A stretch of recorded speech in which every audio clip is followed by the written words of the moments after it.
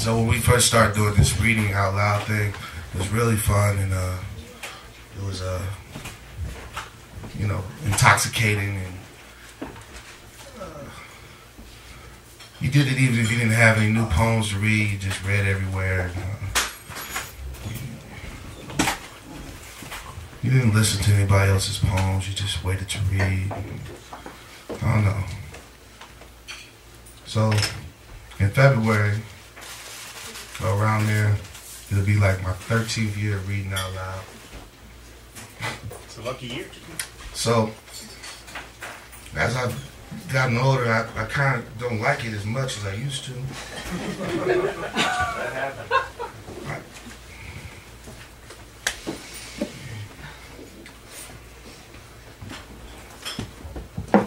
We were moving. That's what I remember the year. Smashed into a few days, packing small things for it was my first time. I remember my mother, her throat lumped with the weight of her silence. It was as if she could see far and where we were headed. A face lined, beautiful collapse, and she was not the same. Talked to her sisters on the phone in hushes. They planned the way out, tore into the year with petty teeth. Knowing it to be a few days beginning here, it was rain. The night before, me and brother slept with mama. Daddy was out, and we were moving the next day. A phrase to her from gossip women in support of mama, gentle churches, all of them vain and falling over on their faces.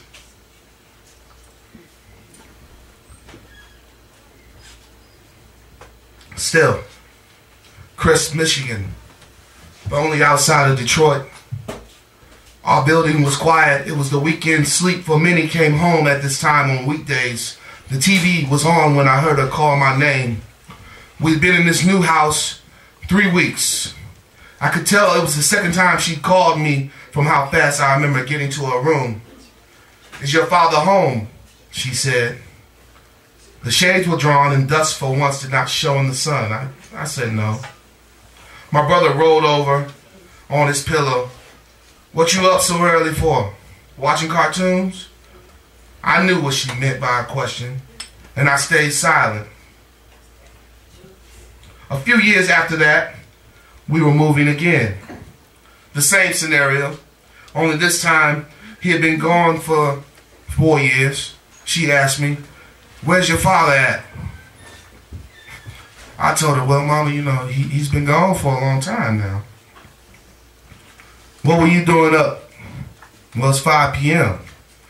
Most people are up at 5 p.m. A few years after that, when I had decided to end my high school career, I came into a room at 10 o'clock to ask her for $10. I was going to buy a dime bag. I was going to take the 28 bus downtown and meet up with my friend Gork. And we're going to read some poems somewhere, meet some women, and have them buy our drinks.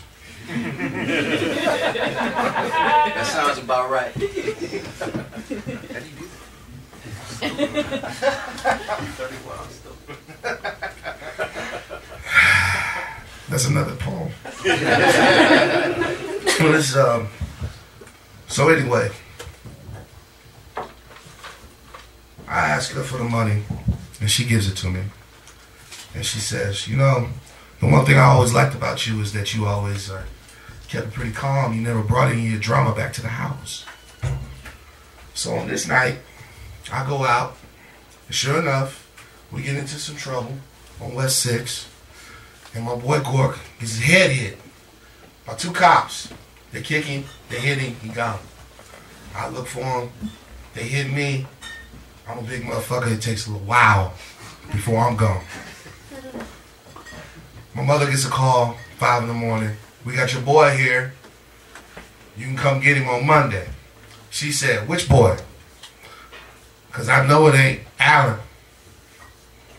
He don't get in trouble. "It's your oldest son," is what the cop tells him. She said, "Well, let that nigga stay there." I stay. Gork gets bailed out. I don't know how he pulled that off. I stay for a little bit longer. Finally, she comes to get me. And we're driving home, back to Euclid. She says, I know, I think it's time for you to decide if you're going to live here or not. And I said, well, I'm really not really pleased with living out here. It's kind of bad out here. You got to ride the bus all the way into the town. She's like, well, you done dropped out of school. Maybe it's time for you to figure out if you want to go to college. I'm like, well, who's going to pay for the college? She said, well, the government's going to give you money because we're broke. You're going to fill out these forms. You're going to go to college. So I fill out the forms, and they don't give me enough money to go to the school I want to go to. I want to go to another school. I don't want to go to Cleveland State. Cleveland State's downtown. I want to go to that motherfucking school. Well, you can't go to another school. Well, Jason get to go to another school. Well, that's because his mama got money. But he gonna flunk out. I ain't gonna flunk out. You dropped out. He graduated. Nigga. You do the math. You going to Cleveland State. So I get to Cleveland State. I do a bunch of shit. Stuff happens. And then here I am, reading this book to you. And I didn't really want to read this next poem at all. I wanted to tell you a little story. The bottom line is this. You're going to like reading the poems for now. You're going to stop hating. You're going to start hating the poems later. You're going to start listening to other people's poems eventually while you wait to read your own poems. And then sooner or later it'll click to you that maybe you should only do this once a year because your attention span and your heart and your will to do it is starting to drift away. So, with this in mind, my brother Daniel, we're reading. This is going to be the last time I read poems in public like this. I hate it. It sucks. I'd rather you read the books. Too much of the shit. No, I'm not doing it for a clap. I'm just going to tell you the truth. Like, too much of the poems are really personal. I'm writing about my shit now. And I don't really want to fucking sit up here with the fucking microphone and all you motherfucking white people here who I love, and I know you all very well, but you don't know the fuck I'm talking about, really. You like it, maybe, but you really don't know the fuck I'm talking about. It's respectful and shit, but I ain't got no jokes for you. Or nothing like that. So I'm going to stop reading with the hopes that I will still like you. You got it. That was a joke. That was a joke. See, I had a joke for you. But I'm going to leave you with this. There's a lot of talented readers. I've seen you all read, but I noticed that you motherfuckers do not listen to each other read. And that's why your shit still sucks. And it sucks because you're not writing about you. And you're not taking a little bit of time to listen to your other people. And you can read all the motherfucking poets you want. And you can rise up the ladder of poetry and everything. You can be compared to the greats and all this bullshit. But the bottom line is, we won't know where you're coming from if you don't put it out there for real. And you won't know where anyone else is coming from unless you actually listen. So you can come here to the Lit every month and do your little fucking shit, and you'll fucking drown in the fucking cesspool of fucking being a poet in Cleveland, and you'll rise up the ladder and you'll be doing your Ray McNeese, Michael Salinger deal. Or you can actually do something for us and fucking, like, seriously write some poems and read some poems and make it happen here. This is on you now. You know what I'm saying? I spend too much of my time wondering if I was going to get this shit published to more people than 50. You are absolutely fucking right. So, I know all you motherfuckers, and I know what you on, and I'm calling you out now. Because I really don't give a fuck if you like me or not. I could care less, because I got a job now. So I don't have to sell you this to eat. So there it is. Thanks for listening to me. I think Daniel has some more poems. I'm going to go have a cigarette and call my mama back.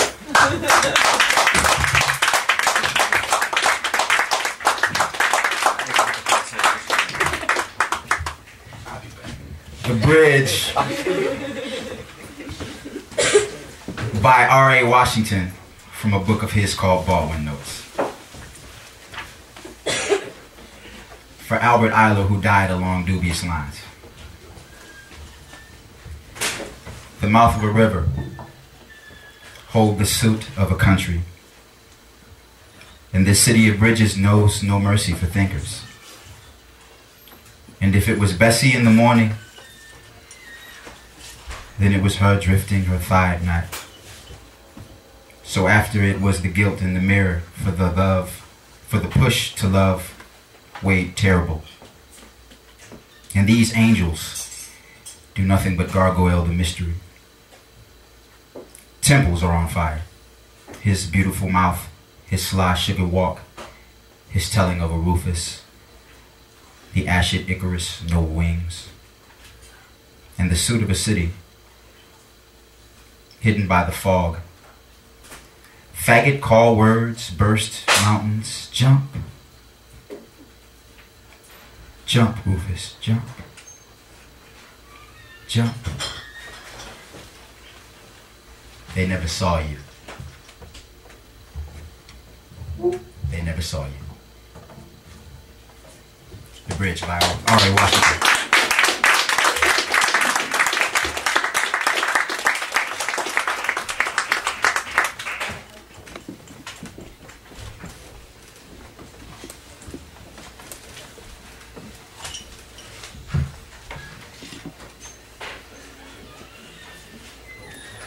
I have no idea where I'm going from there.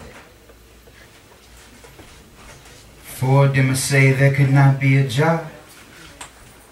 Them say Allah be no same Jehovah. America, them say, be the land of the brave, but they still gather fruits off the back of the slave. Them say Africa have no value for true, so they exile the many while they mobile the few. Them put the black up against the red hue, call us all heathen and set up them church pew. Them drop the bomb over Hiroshima. Them memory short when they cry Osama. Them always the cause of a brand new drama, and them think them exempt from the laws of karma. But yo, when the bell alarm, who you defending? Yo, be you not blind, your comfort ending. Yo, when the world calls, you must listen. Then be prepared for your self-definition. Round the time of night, roaches play on the kitchen floor. The djembe player stops playing to have a beer, and the women jump on the bar to denude their sanity for death slipped in their garters, and the men argue for fun, and 10 minutes later argue for the attention of women dancing, and the bouncer kicks out the junkie who asks the bar owner for some change, and if not, then a cigarette will do just fine, and the woman at the bar in the purple dress and the Liz Taylor wig and that every Sunday Baptist church laugh spills her 5th margarita from her stomach, and the pimps play their good Negro, bad Negro harlequinade for the husband-hungry college girls, and the djembe player is on his 3rd beer, and the barmaid calls out Jesus cause she gotta clean up this bitch's spirits, and the bar owner is getting lap danced, and the djembe player is flirting with the dancer with the biggest thighs, so he forgets it's time to drum and set the revolution and rest. And the dancers shake the room, and the djembe player catches his balance at the lip of the bar, and the dancers shake the house, and the light-skinned pretty boy punches the dark-skinned mandingo, and the rhythm of violence joins, and the dancers who never stop because there's too much money to be made keep moving on, and the television falls from the wall post, crashing on the head of the djembe player and knocking him cold, and he still forgets to rest and rest and rest, and the dancers laugh, and 2 of them pull off their panties to compete with the ruckus, and don't rest, and nobody cares that the source of revolution has been injured.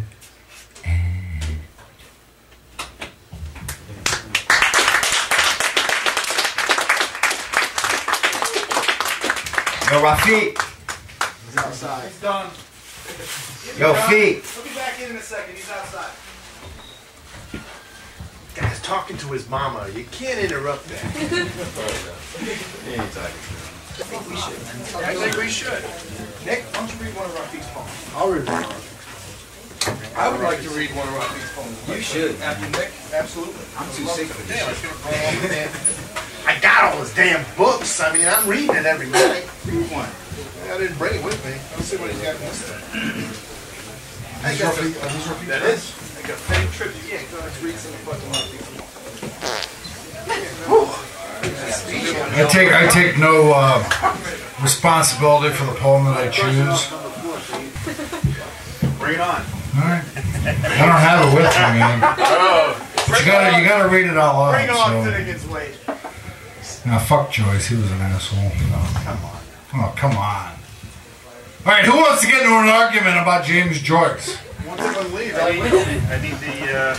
He knew he was drunk after the bottle he'd finished in his office and his first drink, a rum and coke.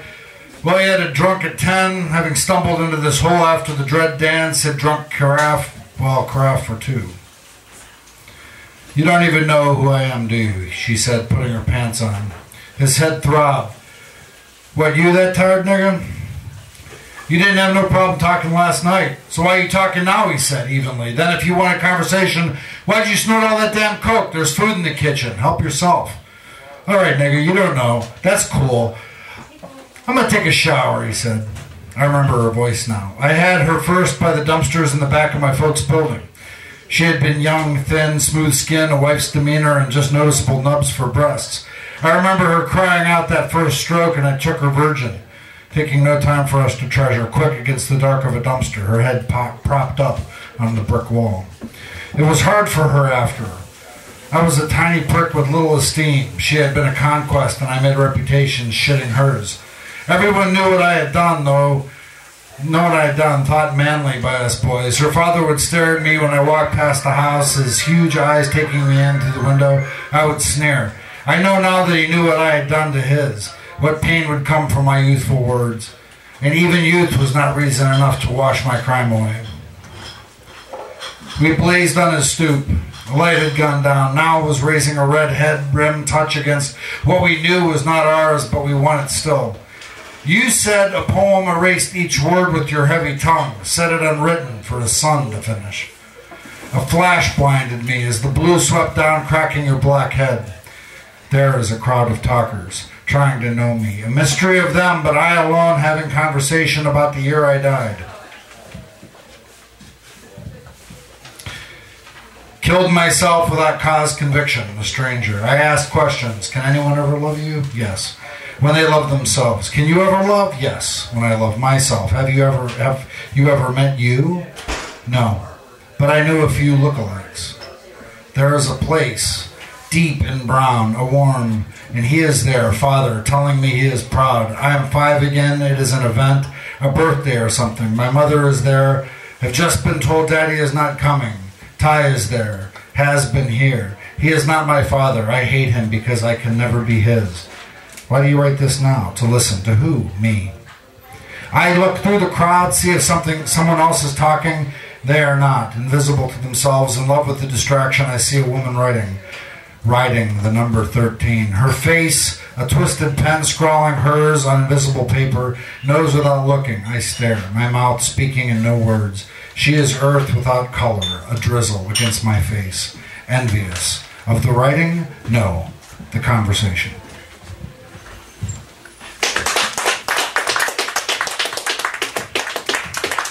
All right.